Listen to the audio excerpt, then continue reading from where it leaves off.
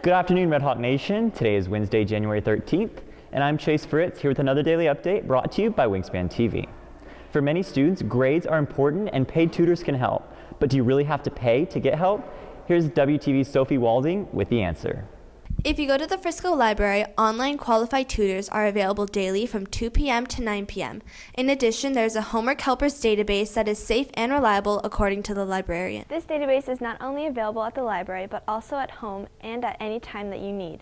The database provided are two databases, Eduphoria and Brainfuse, to help you with your homework. Most public libraries are going to offer a variety of databases, and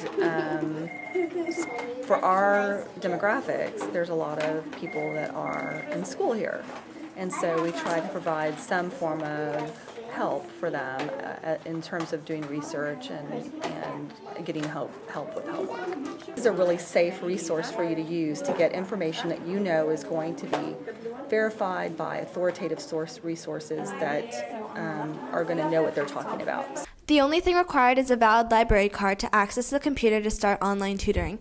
If you don't have a Frisco library card, you can sign up free for one at the library or online at any time. For Wingspan TV, I'm Sophie Walding. The school offers a total of 10 sports, which means there are many athletes participating. WTV's Keegan Williams has more on the possibilities of sports-related injuries. As fall sports end and spring sports are just around the corner, majority of the athletes are working very hard to either stay in shape or get ready for their season.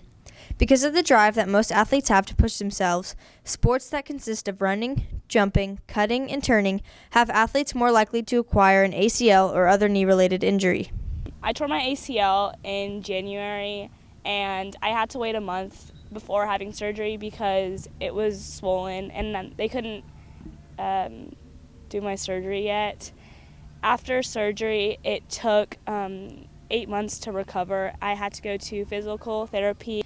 PT was really hard too, but after a while, it was for recovery, and I thought it was for my best, so I did it to recover and to be able to play soccer and what I love as soon as I could.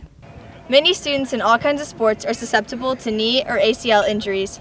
Although it can happen no matter what, head athletic trainer Joseph White and head girls soccer coach Sissy Blazier do what they can to help prevent their athletes from getting hurt. Actually, we're probably equal across the board with football, girls soccer, and volleyball. What we do with those kids is we try to help. We try to help with their rehab. First thing we do is we help with range of motion. And then once we regain range of motion, we work with their physical therapist in regaining strength and their mobility. Of course, the ideal option is to minimize the risk of an ACL tear, as once it happens, an athlete will be out of commission for a while.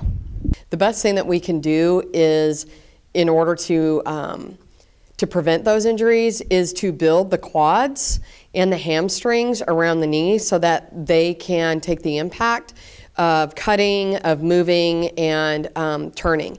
If, unfortunately, I have a player that tears their ACL, it's usually a minimum of a 6-month to 8-month injury with surgery. So, unfortunately, if I get an ACL injury during the current school year, that player will be out until the next school year. I'm Keegan Williams with Wingspan TV. At some schools, the theater department has 2 teachers to share the workload. Here on campus, it's a theater department of 1. And this week's My Life As theater director Stephanie Winters takes us behind the curtain. I've been in theater since I was 4. I've done professional theater, film, educational theater for about 10 years now. I love the kids here. I love watching them get it and understand that art is something they need. I'm typically proud of all of our work because of the hard work that we put into it and the hours we put into it. But I have to say that Les Mis last year was an experience that I won't forget. It was pretty amazing. I look at the kids we have and see what's going to best fit them and our experience level and what they're interested in. I don't know if I have a preference of my Theater 1 or my Advance or technical theater. I really enjoy all of it. It's so different from day to day, and the kids are so different from day to day that I don't know if I could ever choose. I do everything around here. I basically do the picking of the shows and the sawing of the set and the painting, and I run the sound and do the lights, and it's a really big job, but I really enjoy all the elements of it, and teaching all the elements of it, so it's fun.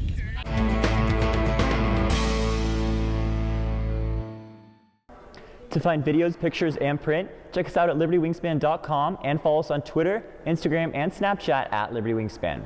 If you have an announcement you would like to share, please forward the information to your club sponsor. That's it for today's Daily Update. I'm Chase Fritz with WTV.